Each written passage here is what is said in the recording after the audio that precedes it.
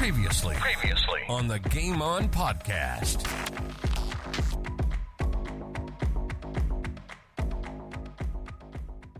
Well, you did make that point with interviewing you that you regretted not using Alan Stewart more. Yeah. I had Alan Stewart and John Reid, but say John Reid was in a slightly different role, and was very supportive. But I had, in hindsight, I had Alan Stewart just down the corridor, who had great experience, had a calmness about him, had wisdom about him, and once again, if I had my time again, I would utilise his skills and his services so much more. Because you get, as a head coach, there are times when you get so busy, your head's in the forest. Sometimes you need people who are one out, one back, just being able to say, hey, just let's just think this through. Are you really sure about that decision that you're making, or why you're doing that, or the way you did that press conference, or the way you spoke to that player, whatever. It's a throwaway line, Pete and Malcolm, but everyone needs a coach. And I think Winnie helped Barmy a lot in that way as well. And the role to sort of, and it's become Barmy's strength. He's fantastic. More about just taking a bit of pressure off the coach at times and just deflecting things, and to stop footy for the coach being 24/7 and literally 24/7. That you let and things do escape. Family relationships in that side of it do get away from you because it's so consuming. Yeah, so consuming, and there are times when you think you're the only person that can do the job, or a particular job, which is not true. And so it's the role now of a senior coach, and I've only ever seen it pretty much at either AFL level or international level, like the pressure and the responsibility and the accountability that goes with the job is huge, and you just need one or two people around you who can just give you that balance in your thinking and basically give you some feedback about what you're doing, because it's because of the position and the chair you sit in, it's very difficult to get good feedback. For someone to give feedback to the head coach. Sportscast SA presents Game On. Game On. South Australians' destination for everything sports. Local, national, and international sports. AFL football, soccer, basketball, golf, baseball, tennis, cricket, and any other sports played in this wide world. And we're going to have a blast doing it. So sit back, relax, and let's do this thing. Welcome to Game On.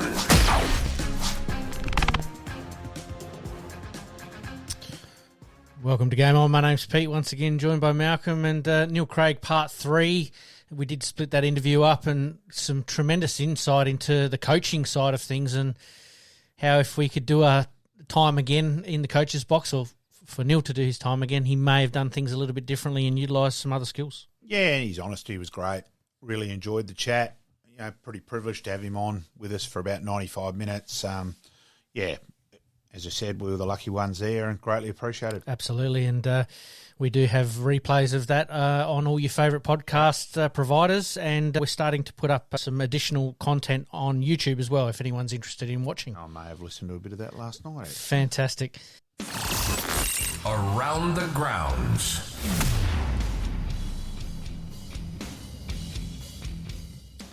All right, today we're going to kick off with the tennis, some SANFL football, some soccer, but we're going to kick off with one very special moment. Hit the first ball to the fence. Bang. He'll come back for 2. And Australia win the World Cup for the 6th time, and in front of 120,000 people. They've upstaged the home team in magnificent fashion, and the party begins. And there's the yellow wave. Out they come. Look what it means to this group of players. They had their backs to the walls from the very first 2 games of this tournament. They weren't at their best, nowhere near their best. They had to dig deep, and haven't they done that? The legacy of Australian teams continuing through World Cups, continually building, continually getting better, and peaking at the right time and winning big games and big moments. Pat Cummins and his men. Well, mate, we have to kick off with the Australian team winning the One-Day Cup against India. What a game. Impressive game.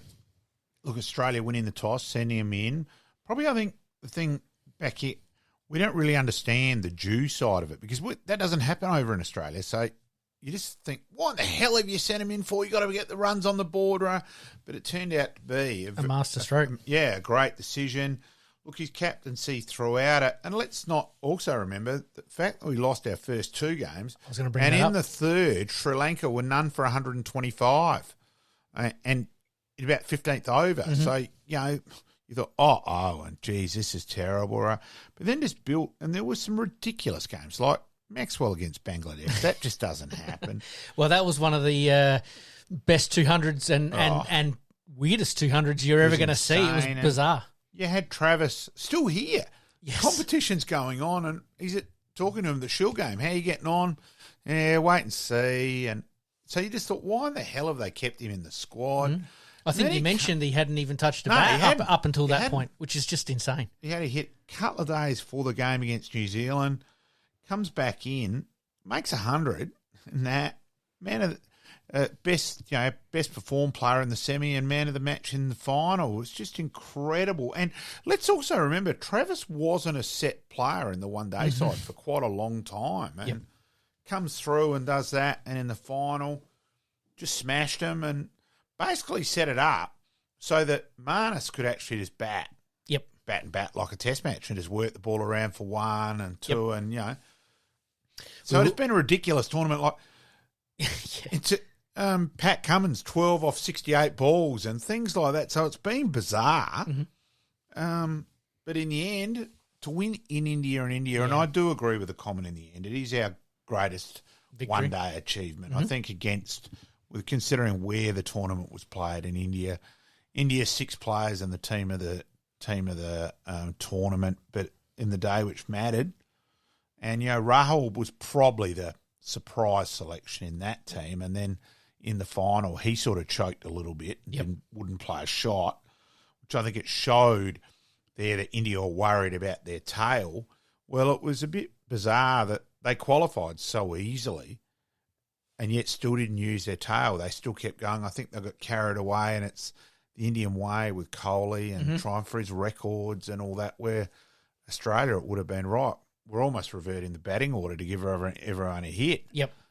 So I think that was pretty important in the end. I did want to bring up that absolutely amazing Travis Head's attitude for the game against South Africa, sort of, are they going to target him? And he's like, I came home, I'm well rested, I'm ready to go. Yeah. I think from that point onwards, you sort of knew that he was going to play an integral part. But his innings, Australia were in a little bit of trouble. 120,000 crowd, you probably only got 3,000 or 4,000 non-Indian supporters there. I want to go to the more crucial bit. Travis has struggled. He is not a natural fielder. Let's just say, Blewett, may have become at times with working him. Come on, Trav, come on. Out of that. And there might have been, out of that and sort of thing. If you'd said to me that Travis would take the match turning catch, and it's a blinder, I would have said, Pete, don't be a bloody idiot. That's one thing Trav's not doing. So that's, out of me, his batting's never been a question. His fielding, let's just say there's a lot of us involved. We've had frustration with Travis over the field, his fielding across the journey.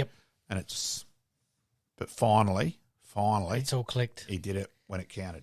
India set Australia 240. What were your thoughts on that total? I was 50-50 on it. I thought it was okay total, but I thought, provided we didn't lose early wickets, but then we were 3 for 43, yes. Thought, and Smith should have reviewed, and you said, geez, if there's anyone who reviews, it's Steve normally, and so, that side of it. And then, but Marnus just came out, and after that, really, once they got to 3 for 100, Australia probably had the game pretty much under control from there. And David Warner out for 7, almost getting out on the first ball of the innings. And a pretty average shot he played to get out. Yes, sort of made me scratch my head a little bit going, in the game where you do want to build something. It was quite a rash shot. And then Mitch Marsh, for me, I think he got caught up in the moment. Yeah. Really played silly shot to get himself out. But like you said, Steve Smith, the review that we're all going, come on. But, Marnus came in and played second fiddle beautifully and just let Travis set the pace, and it all went from there. We did talk about it being one of Australia's best victories. 2023 has been a massive year for the Australian cricket team in the whole scheme of things. They've to win win the World Test Championship, tie the Ashes, there was some frustration there with our tactics. I don't, the bouncer crap, and where I just think pitch the bloody thing up and let's not remove Bold and LBW out of the equation. Yep. So things there, but at least we still held the Ashes and we had won the World. So it's a great year in the end. Absolutely. All right, we'll move on to the Redbacks. We sat here last week, not too sure about how things were going to go with Western Australia. It ended up turning into a pretty entertaining game with Western Australia in the end winning with 2 wickets to spare. We got our 8th wicket, 33 runs they still needed. Goodwin should have been given out caught down the leg side.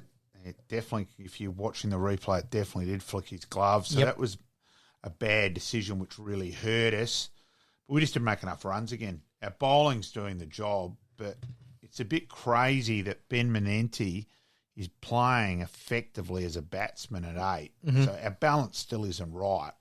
It was him and McAndrew at 9 made the runs for the game. Well, hang on. We need some more from our top 6. Absolutely. That's the problem.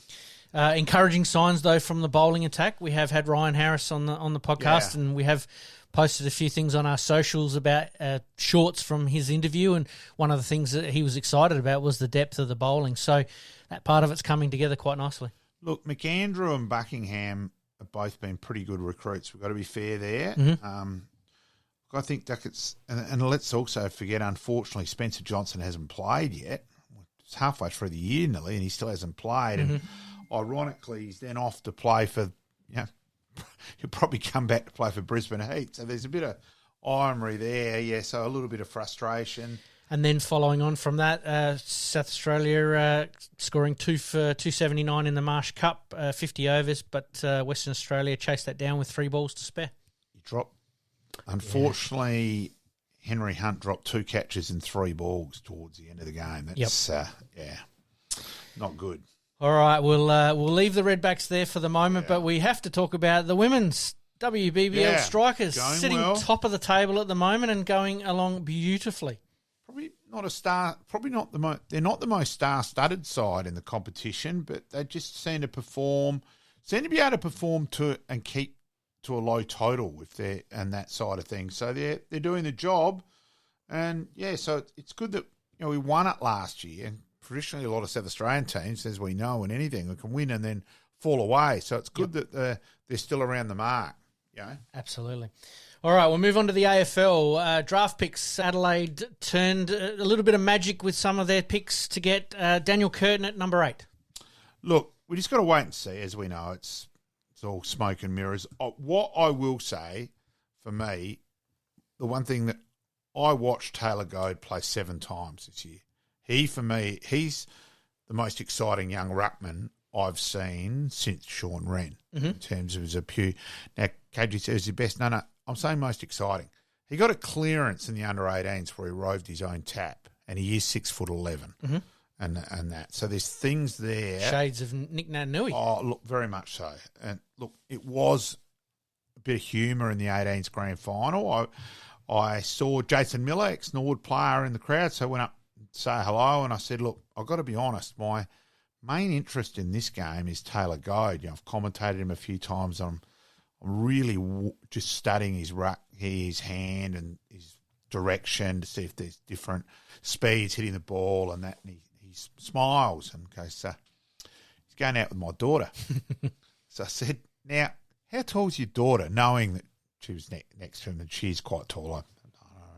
So 6'1", and I sort of smiled, said potential, and Jace has just smiled, and I've gone, what did you think the first time when Taylor walked in the front door? He said, thought I was bloody tall at 6'5", but I'm a short ass compared to him, and we were just sort of laughing away. So look, I really wish Adelaide had got him.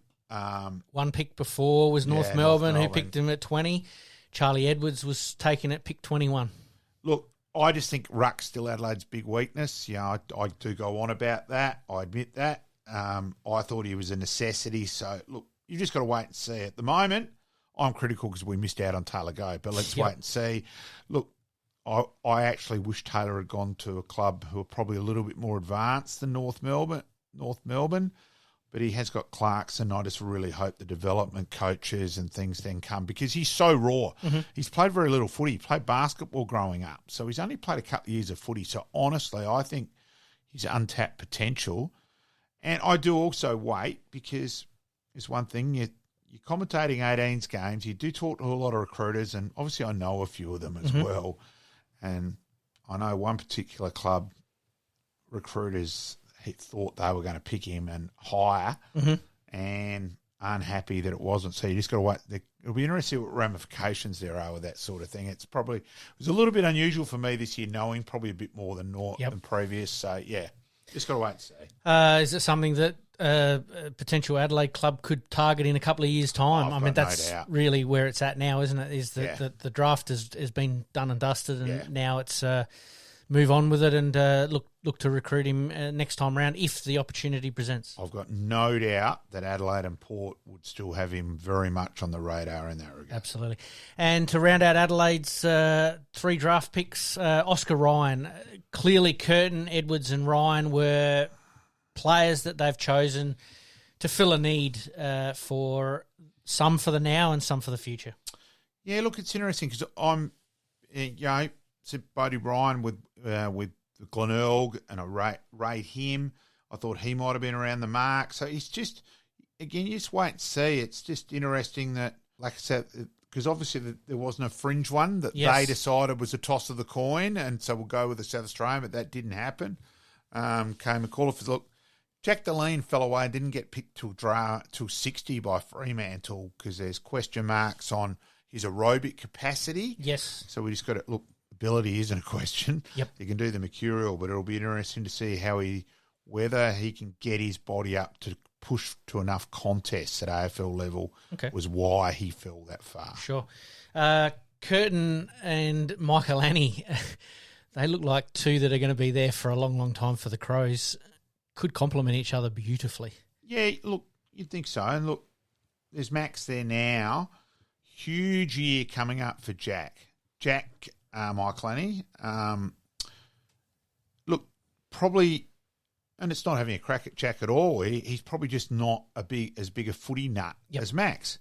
Max was ridiculously focused and footy, which probably isn't Jack. Now, you'll just be interested to see how Jack goes this year, because at the moment, I think he's probably more unlikely than likely. Yep. But it's a big year coming up. We'll just wait and see. Drafts and draft years can be very interesting for a lot of young players, and a couple of bolters throughout the draft period. The Port Adelaide Footy Club took Thomas Anstapopoulos. I reckon you've done pretty well Thank with you. Yeah. At pick 48, Lachlan Charlson at 52 and Will Lorenz at 57. We always knew that this was going to be the case, that Port were going to slide, with their picks down the list a little bit and picking for a little bit of need for now and the future, as well as what Adelaide have done.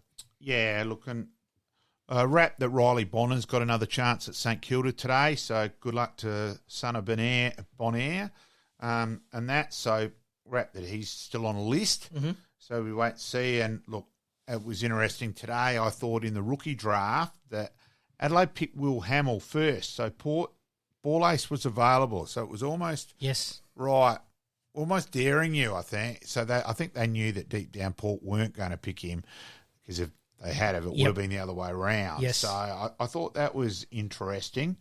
Look, they've both got a chance because of Adelaide's thing in defence. Look, Hamill, again, it's not footy. It's concussions the issue. Yep. He showed a fair bit in last year's SANFL finals, so I just really hope he has a bit of luck. And look, Ball-Ace has got to get better aerobically. He really struggled some games in that way, and his first 5 yards, that'll be the areas they'll be working on. I reckon I could confidently predict, go out to Crows training, he'll be sprinting in between the point post and the goal post constantly. A lot of suicide runs. We'll say Thomas for now. Yeah. Obviously Thomas Alphabet. Yep. Thomas was recruited as a little bit of a sort of a small forward, mid forward, sort of finding Port Adelaide's gaps or filling Port Adelaide's gaps. Yeah, look, and Port just decided that, hang on, Fantasia, we just can't go anymore. Carlton are prepared to offer him 2 with the lack of games we've got out of him. We can't go that way. I admit I couldn't believe he didn't play in last year's fight. I would have played him. He played 3 SANFL games by then. Ability wasn't the question. For me, he'd played enough footy by then to play him. They decided to go that path, and it's pretty hard to knock a club from the littler games they've got out of him. So, look, now it's just wait and see. Absolutely. The top 5 draft picks, Reed going at number 1 as predicted. Yeah. West Coast decided that they weren't going to move on that number 1 pick. McKirshner, Walter, Dersma and Watson round out the top 5. I will admit I'm amazed that North Melbourne didn't call Walter out at 2 to make Gold Coast use up the more points. Look, I watched him this year in the 18s Carnival for the Allies. Yes. And as a recruiter said to me, Rubble, bugger next year, he's in any AFL side next week. Absolutely. So he is probably the best build I've seen in a youngster. Absolutely. A bit of a report card from the AFL draft. Adelaide with an A-, Brisbane with C, Carlton with C+. But really, at the end of the day, the Gold Coast Suns were probably the big winner. Oh, of course, with what they had in their academy, and they were always just getting points, the way it is to swap one draft choice for 3 for more points and all that. Look, they are the massive winners out of this. They've had 3 effectively top 10. Mm-hmm. There was no doubt that 3, maybe even 4, were going to go top 10 if that had been an uncompromised situation. Start the car. And they've already got, apparently they've got the same situation in another 2 years. So, good luck to them in that way. The Gold Coast Suns have been starved of some success, and maybe this time round they've got the formula right and they've got the right man at the helm, that's for sure. I admit, they're my big improvers for this year. I just can't see how they won't. Yep. Very cool. All right, let's move on to the AFLW. The second round of the finals was completed with Adelaide defeating Sydney. Yeah, Adelaide were just way too good. One thing I will say, massive credit to Sydney. I was really surprised at how many Sydney people were there. Mm-hmm. There was a lot of red and white in the crowd. Yes, they took a spot in the Greater Western Stand, and there was quite a lot there, but there was a lot then in Cooper's Corner, the RSL end, and just throughout the ground. There was a lot of red and white, and I made that point. I said to a few of them, I think it's great how many Sydney people are here, and I did message. We will try and get him on our show. I did message Tom Harley along those lines. I haven't spoken to him yet. Yep. But just thought the support for Sydney was fantastic. Absolutely. And the big shock for me was that Geelong got over Melbourne as that was one of the flag favourites, Melbourne, and they've gone out in straight sets. Yeah. Men and then women, and look, 5 goals down, they came back and nearly pinched it. But that was the big surprise, and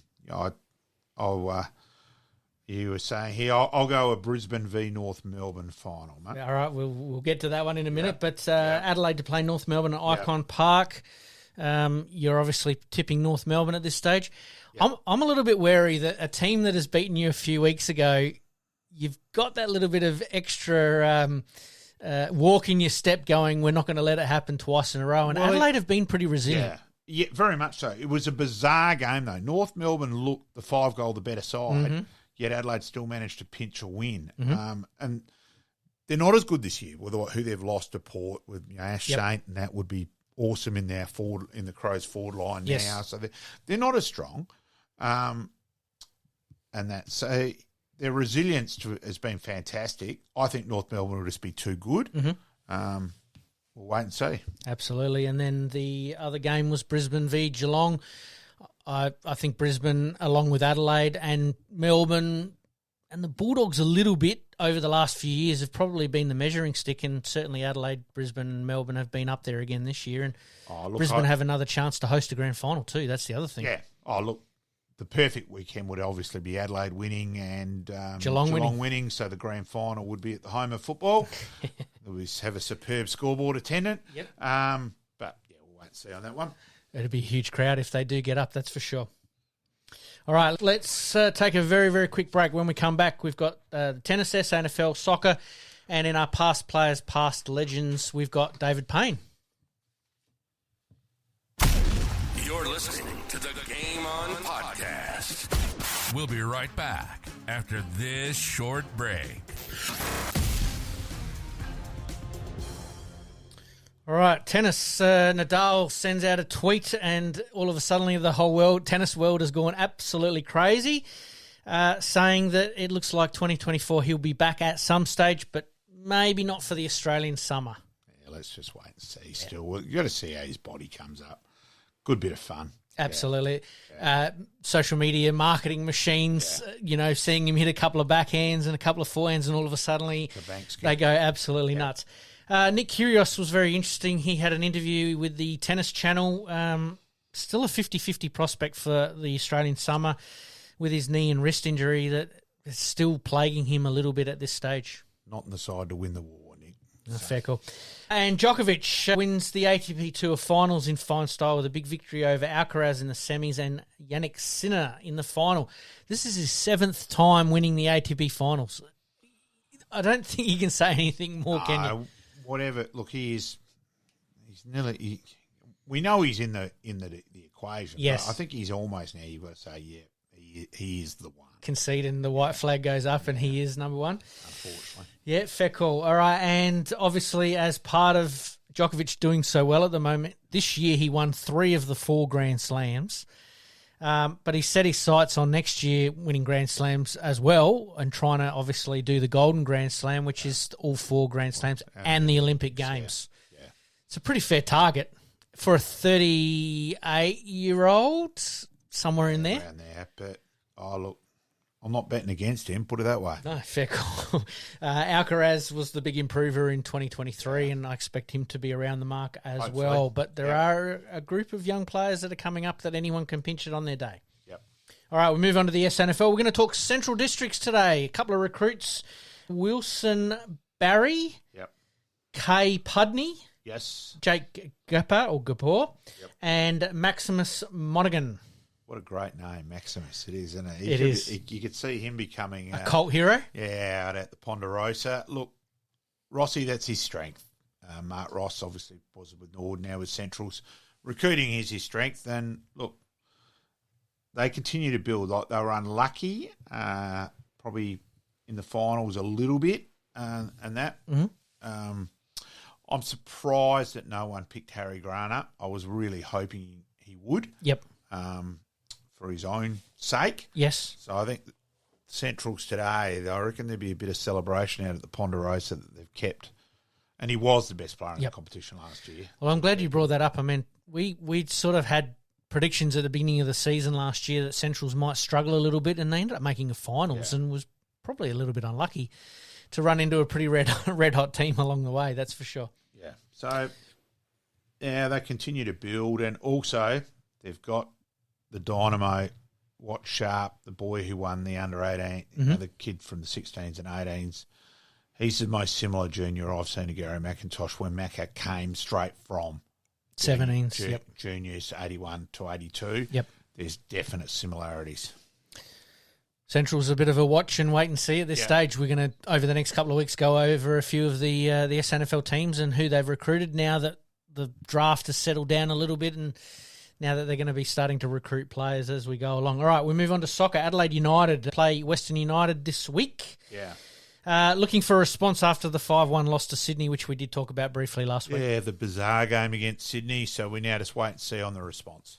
Irakundu is back. Hopefully that's a little bit of a side-lifting puts a little bit of stability back in the team, and we wish him the best of luck. We did also only find out last week that he was signing his contract. We weren't sure how that was going to play out. It looks like Adelaide United are going to have his services for the remainder of the year. Yeah, which is a great deal for Adelaide United. Oh, look, it gives the owners a fair bit of coin to play with, so we'll just wait and see there as well. Absolutely. All right, and then we move on to the Socceroos. Scratch past Palestine in a World Cup qualifier, and their next opponent for the World Cup qualifiers is actually Lebanon. Yeah, so a little bit iffy, but let's just wait and see. Again, should be able to still beat Lebanon, but they do need to improve a bit. Yeah. Our man Goodwin setting up the 1-0 goal. Harry Suter, I think, with the header into the back of the net. Obviously, Australia playing Lebanon here in Australia in March. All right, we move on with the Matildas. Our thoughts go out to Holly McNamara after suffering another knee injury after coming back from 2 ACLs in the past couple of seasons. Yeah, it's just you can just wish sport can be cruel and it can be fantastic at times, and this is one situation where a fantastic player who has worked their way back into the Matildas squad looked like she's going to be playing against Canada in December. Now, a little bit of an iffy knee. Yeah, we'll see how that one plays out over the next couple of days. Yep. All right, our interview with David Payne. Let's have Payne. Let's go. Past players, past legends, past legends.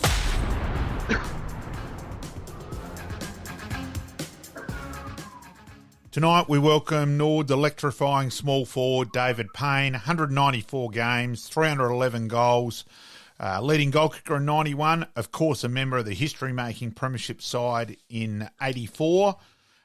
Also coached at several clubs, several things in common, and then along the journey. Welcome aboard, Payne. Yep, thanks a lot, Five. Thanks for the invite. Thanks for joining us, mate. One of my favourite players growing up, obviously at the Nord Footy Club, but like we do with most of our guests, we like to find out where it all started. Where did you start your junior football? Junior footy, guys, started at the Walkerville Football Club down there on, I'm not sure of the street, but Smith Road, Walkerville, and played there, I think, up until probably up into the under-15s. So that was my junior club. Yeah, it was a fantastic club to play for. And then on to high school footy? Yeah, high school. We didn't have a junior side, but we had a senior side. So I think it was about 15, maybe 16, made my way into that side, which had some pretty good players. Lester Ross, Stephen Sims, Craig Ebert. I think Andrew Jarman was there at some stage as well. So, yeah, we had a pretty reasonable side those days. Now, Payne, how were we lucky enough to get you out to Nord? Because, of course, your brother played at North Adelaide, and I reckon you would have been in the North Zone. So what happened in that way, mate? Yeah, just I lived in the North Adelaide area, so I did a few sort of junior clinics at North Adelaide and got invited out there a couple of times. I actually played mini-league for North Adelaide with the Hillcrest Primary School. So, had an affiliation there. The brother played there and so on and so forth. But I actually didn't get a letter from North Adelaide to invite me out for the under-17s, and I rang up KG. I rang up KG and I harped onto him on the radio and just said, look, my name's David and my brother played and da-da-da. I'm in the North Adelaide area and I want to go and play for Nord and, da-da-da. And then I think about a week later I had a couple of blokes knocking on the front door. Wow. Payne, out of all those years, I never knew that. Yeah, there you go. Yeah. So I had a couple of the coach and the team manager pop around, knock on my front door, interview me, sat down with mum and dad, and so I never had any transport. Dad was working, mum never drove, so the manager used to pick me up, take me to footy training, and that was my first introduction to under-17s with meeting Macca, and that was quite interesting. Well, that's a great story. Not every day that you get a coach and a team manager roll up on your doorstep. Normally, I remember getting my letter and nothing like that. That's fantastic. I'm more going to thank KG. I'm going to thank KG out of this, Payne. I've actually got that interview. They actually sent it to me. Okay. On a tape. Yep. So it's actually on a tape. So they actually sent it to me, and I've got that here. And I listened. It was actually quite funny to listen to. But But I didn't know I was going to make the side, and then we had the annual dinner where they picked the side. Yes. Now I didn't, and they announced the first side, which was to play Sturton. I got given the jumper number 4 and got my game. So I thought, how come they must have paid a clearance fee? There was a fee involved that they had to clear or pay North Adelaide, and that was the reason I got through. I got through the gates. Wow. Yeah. And then had a pretty good under-17s year? We had a great year that year. We won the premiership. Yep, in 81. Then we won the premiership in 82. And then I played under-19s in 83 and won the premiership. So, yeah, that's 3 good years. And then, obviously, I got promoted into the A-grade side halfway through. 84, I was playing 19. Yeah, so I was going to say, you went 19s Reserves League, didn't you? In the same year. I reckon you ended up with 75 plus goals for the year too, Painey. I think I had a good year that year. Yeah. I had a good year. I know I bagged a couple in the 19s. I had a 9-goal game once against West Torrens, and I think it's, you just go through certain stages in your life where everything's just rolling along okay. And, I just must have hit a purple patch. And then I went got promoted to the reserves team. And I'd never forget Neil Button coming up to me and saying, right, little fella, just stick near me. Wherever I tell you to go, you go. And Butto was absolutely amazing. He'd just palm the ball straight down to you. And he was at the end of his career, Butto, but he just said, you be there, Painty, go there. Painty, go here. And he just tapped the ball to you, and it was amazing. Oh. So he helped me a lot get a berth in the league team, yeah. And then, so in 84, was your league debut, Painty? It was against Glenelg at the Bay. Bay, yeah. I was working out the order of games in my head, and I'm thinking, it must have been at the Bay. Yep. Probably one of the most nervous, you're really nervous. Like, it's just... It's something it's very uncontrollable. Like I was only 19. There I am playing senior footy, and there I was watching all these guys in the prior years I was playing against. It's quite daunting in a way. And then you kicked 5 against North at Prospect. Yeah, that had a good day that day. That was it was a good day, that one. Yeah. And then probably the big one really, where you were. Huge contribution was we were nearly gone. Well, we were gone. We were 17 points down late in the last quarter of the first semi against Centrals, and you kicked a couple and you kicked 5 for that day. Which would have been just huge in a final, and it was a pretty big buzz after that game. And back at the parade, we got out of jail, and I reckon we thought, hey, we're really in this sort of thing. Yeah, I think that, a guy at work asked me the other day, he said, what do you reckon is one of the better games you played over the years? And that game came to mind straight away, simply because we were struggling. We didn't look like we were going to win. We rallied. I managed to kick, I think, 3 in the last quarter. Yeah, the handball over the top from Macca in the last quarter. That put us in front. Yep. And that put us in front. And when we carried on and won, and it was just an amazing feeling. But it was just one of those games where, once again, the timing was right. There was that 15 or 18, 20 minutes of where everything went okay, and it worked out that we got away with a win. But yeah, that's obviously over the years you played a few good games, and you don't remember them all, but it's probably not about me as such. It was the team. We played so the team could succeed. That's what we were there for. Well, that year that you talk about, I've just pulled up the stats here. You started off the year in under-19s kicking 24 goals in 3 games, then kicked another 24 goals in 5 games in the reserves, and then finished off the year in the league for 30 goals. For a casual 78 goals for the season, that's an amazing statistic. That not only were you able to, balance your goal kicking craft in your under-19s, you're able to transfer it up to the reserves and then up to the league. That's just a great stat. Yeah, look, I must admit, and the blokes that know me and sort of played with me know I don't mind kicking a goal. And that's why I brought it up. You know, no, you're a handball machine compared to Kevin Bartlett, Painey. Come on. Yeah. But I remember something my dad said to me once. He said, "Listen, if you're in range, son, have a go." And that always stuck with me because I began to trust my own ability to achieve that. So if I ever got within range and I thought I was half a chance, I'd have a go. And you know, I think that's maybe what some of today's footy's missing. I'm not too sure, but I think, you know, everyone plays under instructions nowadays. Yeah, I think where we played, you know, a lot of players that played in our era played with a bit of flair and a bit of excitingness. Like, you know, as you say, you talk about the Kevin Bartletts and the Billy Conlons and, you know, the Tony Antropuses and, you know what I'm saying? These guys had some flair. Yeah. And they executed and they made it exciting. And where I reckon in today's footy, that it's probably a little bit hampered in a way. Robotic. It's a lot more controlled. Yeah. So we had to go. Like, you know, I might have got in trouble a couple of times having a shot from the boundary, but, you know, if it went through, it was all cool, wasn't it? If he missed, everyone's going, oh, you know. But, you know, I think you just got to back yourself in. That's where... I actually reckon the player who got crucified a lot more than he should have been over that was Greg Thomas.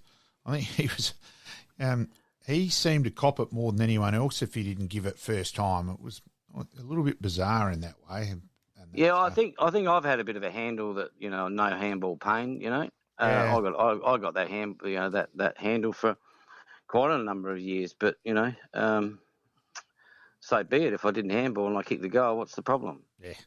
And I think after the first semi, there was no doubt whatsoever that you were targeted physically, probably especially by Glenelg, ironically, in the prelim, but also by Port in the grand final. Yeah, there was a definite head hunting for me in the preliminary final. That I got smacked. I got knocked out in the first 10, 15 minutes. I didn't know where I was, Arthur or Martha. So, and that was behind the play, severely concussed. Yep, severely. And nowadays, I couldn't see. All my eyes were blurry. Yeah, I couldn't lift my head off the ground, and I came off for a bit. The blurriness went back on. So that's the way it was. I think exactly the old smelling salts and back into it. I had a bit of that. I had a bit of that blue smelling salt. Someone had some of that in their pocket. That helped. But in today's standard, that's you'd be gone for 4 or 5 weeks. But you know, I was absolutely fine during the week, and there was no way after the win against Glenelg that I was going to miss a grand final. And your memories of the '84 grand final? We've dissected it many times, but we'd like to hear what the players thought. Obviously, history makers. Bloody tough game. Yeah. I mean, tough game. Like, it's just, it's brutal, really, you think about it.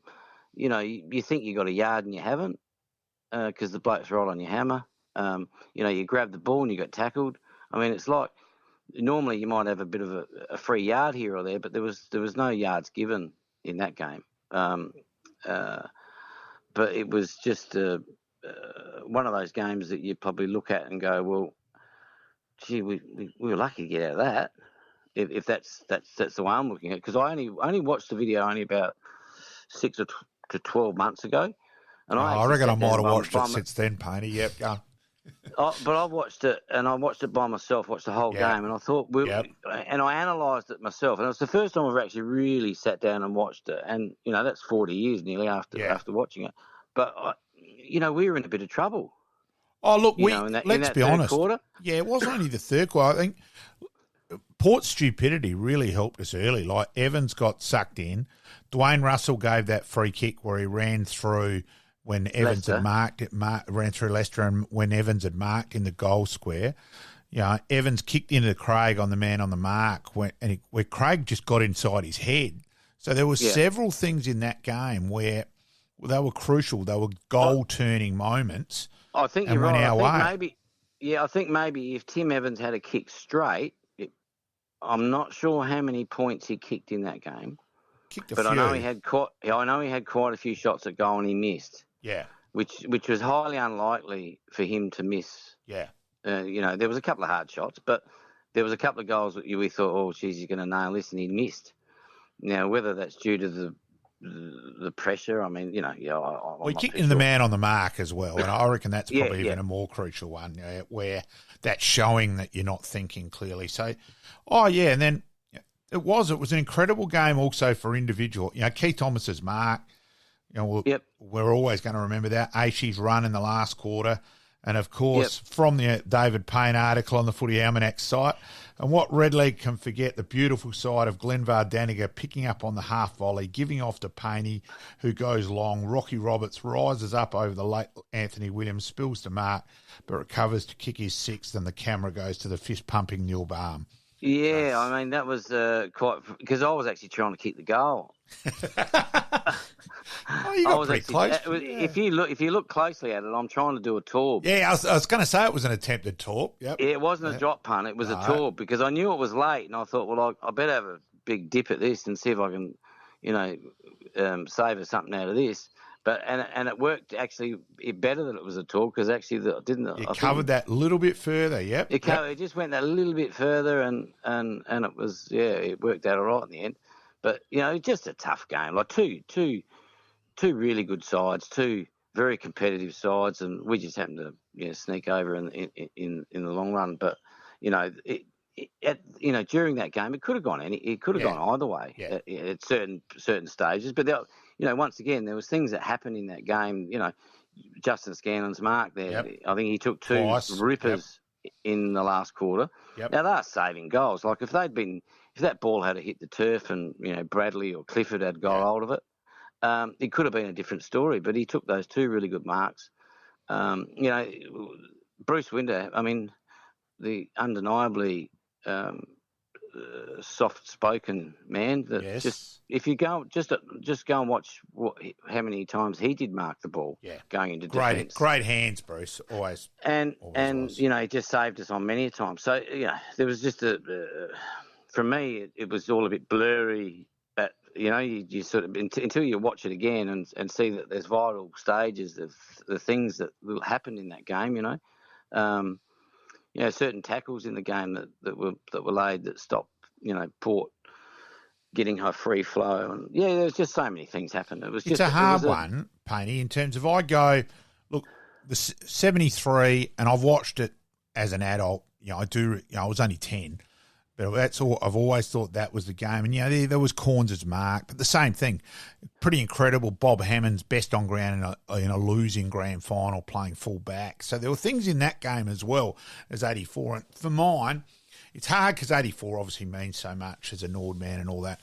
But they're the two for me, 73 and 84. I think you'll find that the other thing is it's, not only it's just a tremendous honour to actually even be part of one, to even playing one is probably a hell of an achievement, let alone fortunately winning one. So, I feel myself quite blessed that I'd be able to be part of that team and be able to be in a successful team and win a premiership. But, there's a lot of blokes that play a lot of footy that don't get to play in a final or grand final. I reckon there's one thing out of that night, though, Paney. I can confidently state that I don't think you were any danger at getting picked up in by a big choir or anything with singing Barmy back at the club. I reckon you were safe there, Paney. Yes. I think the Jim Beam was kicking in, and I think the voices were all a bit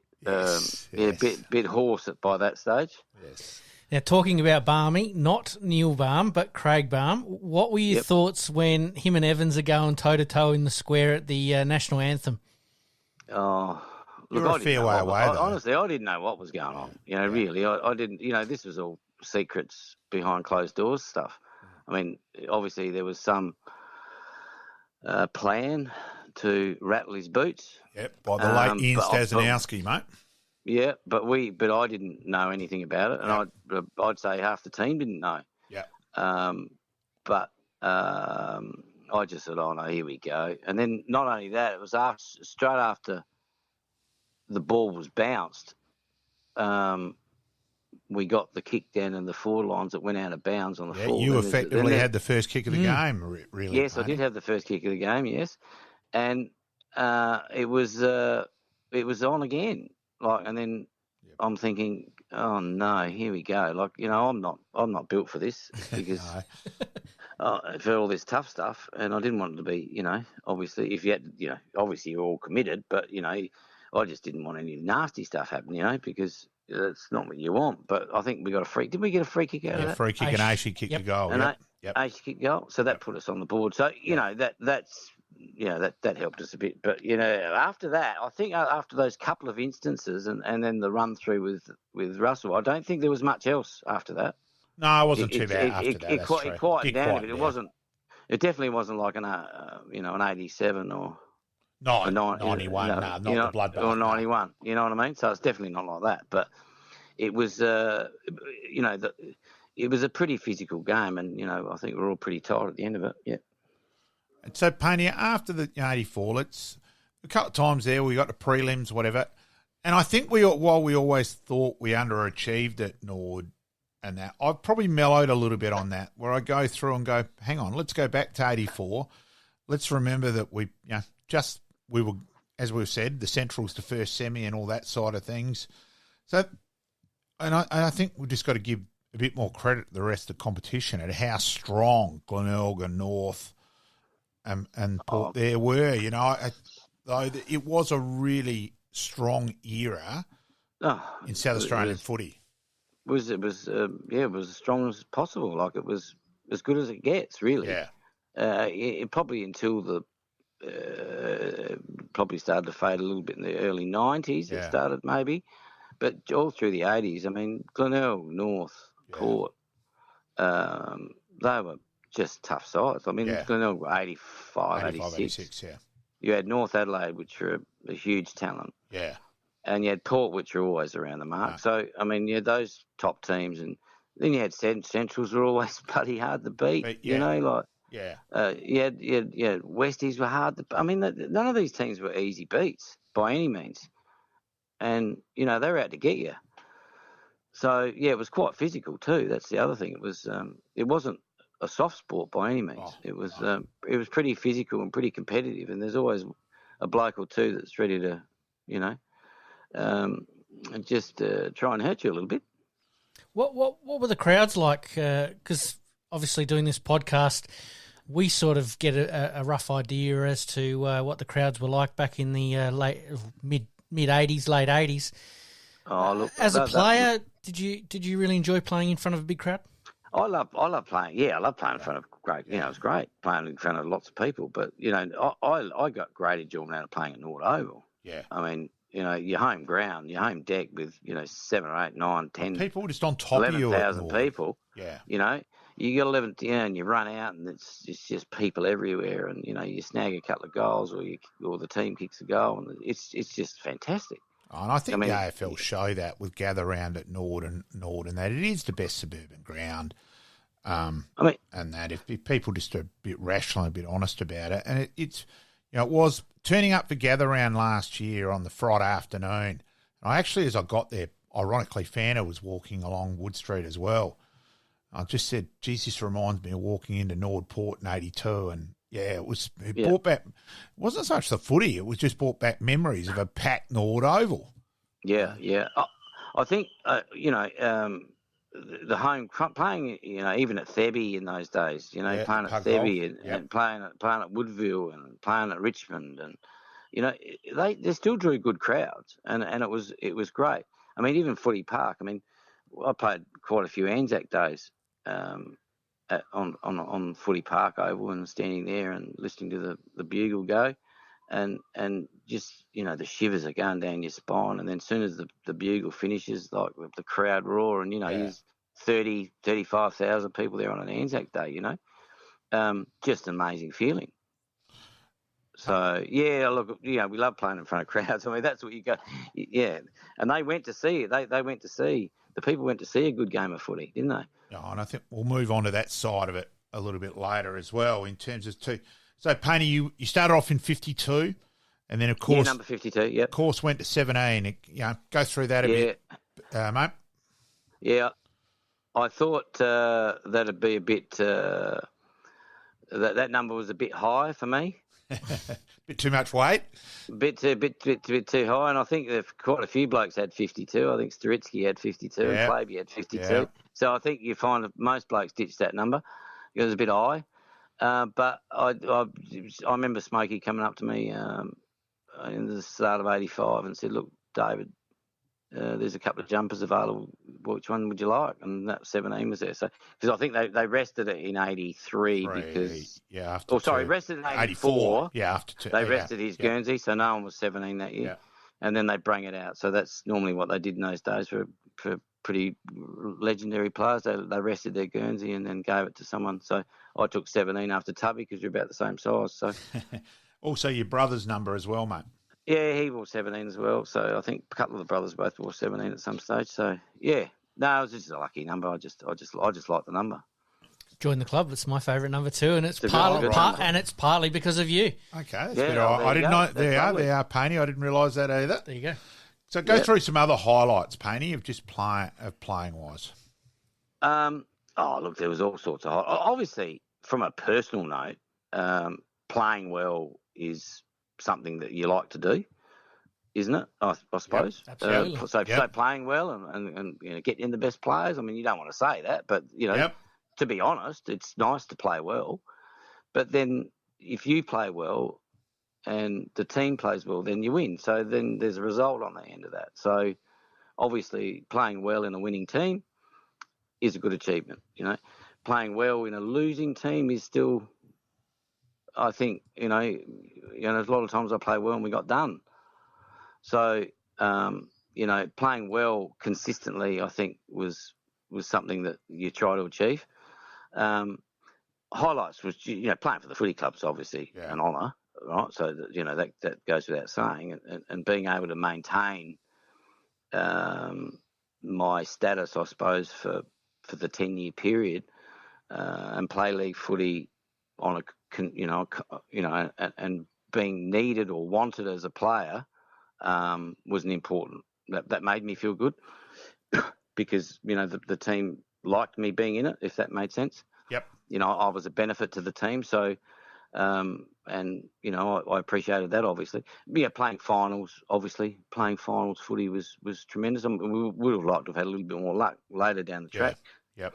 But that didn't eventuate. But we had a dip. We don't cross over that white line without having a dip. So we weren't good enough on most of those. There was a couple of prelim finals which could have gone either way. One against North where we lost by 5 points. The ball was deep in our forward line when the siren went. So, as Griff would say, it's a fine line between pleasure and pain. So no, I totally agree. We had our chances in those games. There was one final series we were out.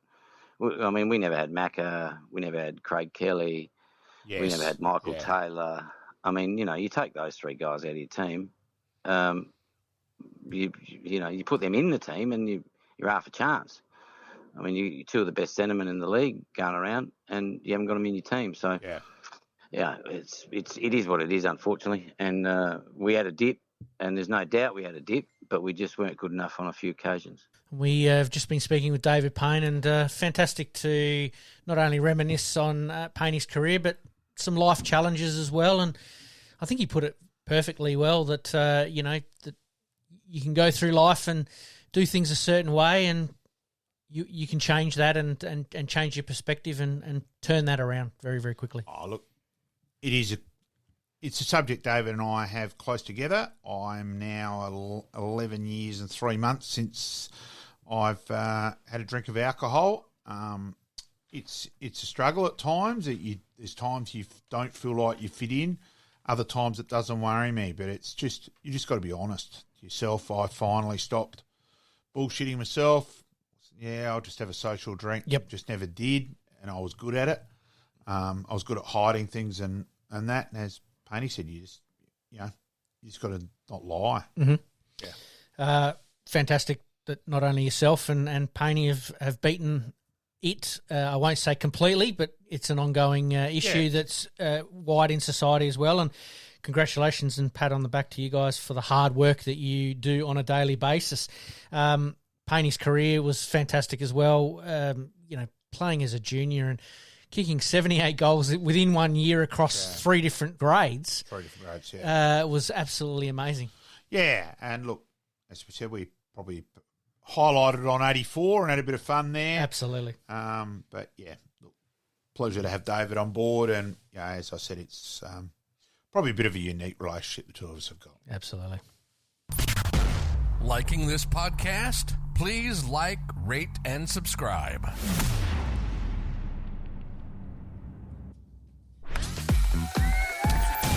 Happy days.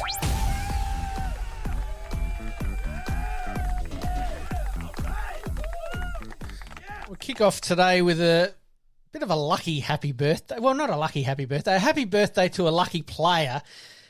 Billy Frampton, drafted by Essendon from South Fremantle, originally drafted, was picked up with the 84 pick in the 2014 draft. Did not make his debut until round 23, 2018, when he was traded, obviously, to Adelaide, and that was against Essendon on the 24th of August, 18. Prior to his debut, played 42 games, kicked 18 goals for Port Adelaide in their reserves competition, and then finds himself at Collingwood and in a premiership team in 2023. Oh, look, things went his way. Look, he contributed a bit at the start of the year, playing as the relief ruckman when Cox, McStay, and Cameron were all injured. So he contributed there. And look, the grand final, he actually did quite a good job on Andrews until three-quarter time. I think he got, I've got to get a kick. He got away a bit from what he was there to do and could have hurt in the end. But, hey, he's got an AFL premiership medallion. That's exactly right. I was just about to say that Collingwood's team performance as far as sacrificing, yes, his stats don't look so good, and yeah, all right, I made a little bit of a fun with the initial going that, he was a bit of a lucky player to find himself in the Collingwood team, but Collingwood got him to do his job to the best of his ability, and now he's an AFL premiership player. The ironic thing was he dropped 3 or 4 marks. If he'd taken, he would have had a huge game. So he actually did a good job on Andrew, but he just didn't hurt him a couple of times when he had the opportunity. Agreed. Well, happy birthday to Billy Frampton, and enjoy that premiership, and obviously we'll be back for another one in 2024, hopefully. All right, we move on to tennis. 1992 tennis. Yugoslavian tennis star Monica Seles beats Martina Navratilova for the second consecutive year to win the WTA Tour Championship, 7-5, 6-3, 6-1 in New York City for her third straight end to the season title. We use sporting tragedy in general probably a bit too readily, but Seles generally is. We'll just never know what would have happened with her. Quite bizarre what did happen to her, stabbed at a change of ends. Yes. Just, you still shake your head in disbelief, and, again, we'll just never know where she would have ended up in the scheme of rankings and all that sort of things. Yeah. Might have given the Williams sisters a bit of a run for their money. You never know. Yeah. You're right. Absolute tragedy. But on this occasion, she gets the win against Martina Navratilova. Yep. All right, soccer. In 2013, Lionel Messi of Barcelona FC sets a new goal-scoring record. I reckon Adelaide United could still fit him in. I reckon he'd scrape in. Yeah, no, one of the all-time greats. All right, we move on to baseball. Mickey Mantle in 1957 wins the American League MVP for the second time. Still quite possibly the greatest name in sport. Yeah, it is. It's huge. Absolutely. And we finish off with boxing. 1986, then 20-year-old Mike Tyson becomes the youngest heavyweight champion in boxing history when he stops title holder Travis Berbick in round 2 of the Las Vegas Hilton to earn his WBC title. Great fighter, and I still think of him in the film, the wedding. The Hangover. Hangover, that's it. The Hangover. How could I not remember that? That's all right. Yeah. The Hangover, yes. Classic. Yeah, with the tiger. Yeah, bizarre. Absolute star. Just an absolute machine when it came to training and then putting it into practice in his bouts. And no surprise at the end of the day that he was the youngest ever. All right, let's get into the extra time big finish. Extra time big finish. Kick off with baseball, mate. We did talk about the Adelaide Giants last week as claiming them as champions of 2022-23 season. They kicked off their season in the best possible way with 3 very, very good games against Brisbane. Yeah, just went down the one, didn't they? So, they did 12-1 in the first game. Yeah. So you go, hello, they've arrived. 4-0 in the second game. Okay, tightened up a little bit Brisbane, and then they come out in game 3 and win 9-1, and then going down 1-3, obviously, in the fourth game. But, wow. Great start. And Perth have probably been the other measuring in the one the bogey team. Yeah, probably is the right description. So we'll wait and see on that one. But yeah, good start. Absolutely. And when you're defending your title, you want to get off to a good start the following season. So we'll watch that one with some interest over the next couple of weeks. Lawn Bowls, again, I talked about last week that we were struggling a little bit in our early rounds in BPL 18 up in the sunny Gold Coast at Club Pine Rivers. Adelaide ended up finishing 4th, qualifying for the finals, and a last-minute replacement to one of their stars with an up-and-coming junior star of Nathan Black. Still no Matthews, no SA. That's still the word around the traps. No, we might have to wait a little while on that one. But great to see that South Australia being represented there by the Adelaide Pioneers and doing quite well, batting well below our weight when some of these teams have got some international superstars, and they've also got some national players that are superstars as well. So very, very good. All right, we move on to the Adelaide 500. It arrives in Adelaide this weekend. Yeah. Could be a bit of a wet and wild weekend for drivers. It could certainly spice things up a little bit. Yeah, hopefully not. I don't think it's that much rain, so hopefully he'll still be okay, especially because Payneham and Nunn for 33, chasing 135 just around the corner, Pete. So, yeah, hopefully it'll be okay. But, yeah, look, it does liven it up and does make it a tad more interesting is probably the word. Absolutely. So, won't see. Kostecki and Van Gisbergen sitting 1 and 2 in the standings with Kostecki with 8 poles this year. That's a huge number, isn't it? Other polls doing a little bit of research on this, around the 3 or 4 mark. So for him to be sitting on pole position 8 times, it's all right when you've got a clear track in front of you, isn't it? Yeah. All right, we move on to basketball. We'll go to the NBA first. The Boston Celtics and the Minnesota Timberwolves sitting top of the NBA current table at the moment. Long, long way to go in the NBA, but so far the Celtics and the Timberwolves look like the 2 teams that are up there. They're certainly both going to be there, and it's probably starting a little further way out that it's looking that it's sorting itself out now. So, yeah, it's interesting in that way. And then we'll go on to the NBL. The Adelaide 36ers, they proved me wrong. I called them my Jekyll and Hyde team last week, but they were 20-odd points down at one stage against Southeast Melbourne. I said the score, and that's it. Didn't worry about it. It was only later that night that just accidentally clicked on, 36ers come from the clouds or whatever the wording was. Oh, shit, sort of thing, yeah. So winning by 3 points in the end against Southeast Melbourne. So I think the word for the 36ers at the moment is consistency. We want to see consistency. Again, a little bit like the NBA, I think the table's starting to sort itself out, and Adelaide have got to get a move on. Yep, definitely. All right, let's finish up the good, the bad, the ugly from this week, mate. Australian cricket side. Yes. Bad and ugly, I'm going to classify it the same thing. India's reaction and supporters. To have 120,000 people there at the ground, whatever. Lucky to have probably been 5,000 for the presentation. I thought it was like South Australia winning the Shield in the end, and that South Australia carrying Australian cricket yet again with Travis, and probably made it appropriate that there was no one there for the presentation. But I'm sorry, in real times, look, we all want to win, but I just thought show a little bit of respect. Yeah, and I don't think India covered themselves with glory afterwards, and some of their reaction and all that as well. Sonny Gavaskar, I reckon he's in Kelly Underwood's class as a commentator personally, so that's probably my expression and thoughts of him enough. Fair call. We'll leave it there. My good for the week, obviously the Australian cricket team winning the World Cup. My other good one was, for me personally, Payney's one of my all-time favourite players. Yep. I wore 17 at all my junior footy clubs because of Paney and having a bit of a chat with him and delving a little bit deeper into not only his playing career, but, you know, some of the challenges that he's gone through and that we all go through, really. At the end of the day, we've all got some demons that we've got to exercise, and it was good to see that, you know, he gave some perspective on that and that we can all turn it around if we want to. Yeah, look, as I said, it's a bit of unusual relationship, probably a bit deeper than the normal one as a player, supporter, friend. But so it's a little unique.